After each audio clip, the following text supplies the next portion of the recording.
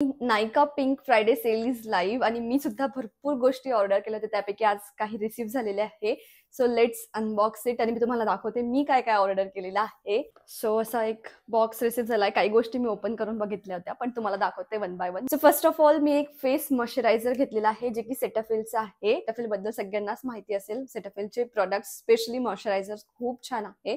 So मी याच्या आधी try केलं नव्हतं, पण म्हटलं आपण ट्राय करू, कारण खूप ऐकलं होतं या प्रोडक्ट बद्दल. मला खूप दिवसांपासून ब्रशेस हवे होते, मेकअप ब्रशेस हवे होते, कारण काही काही गोष्टींसाठी ब्रशेस असलं तर मेकअप एकदम प्रॉपर येतो. सो इथे मी ना मार्सचे ब्रशेस ऑर्डर केलेले आहे.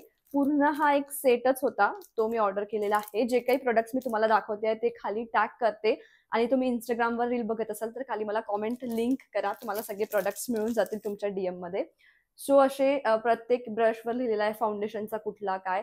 नेक्स्ट इज हे फे ब्युटीचं ब्लश. मी हे खूप बघितलं होतं आणि याचा टेक्स्चर कलर खूप सुंदर आहे. आणि तो कसा दिसतो हे तुम्हाला बघायला मिळेलच, पण सध्या तरी तुम्ही बघू शकता असा पिंक शेड मध्ये आहे. दिस लिपस्टिक मॅटची लिपस्टिक आहे, छोटीशी आहे एकदम आणि शेड मी तुम्हाला दाखवते.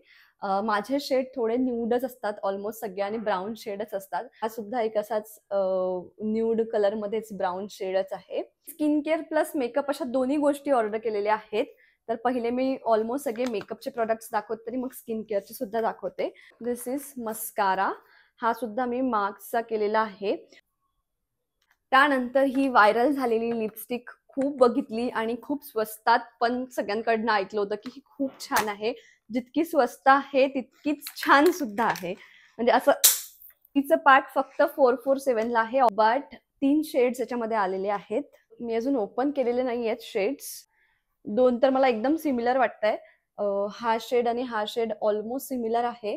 फक्त हा थोडा डार्क आहे, हा थोडा लाईट आहे आणि हा ब्राऊन शेड मध्ये आहे.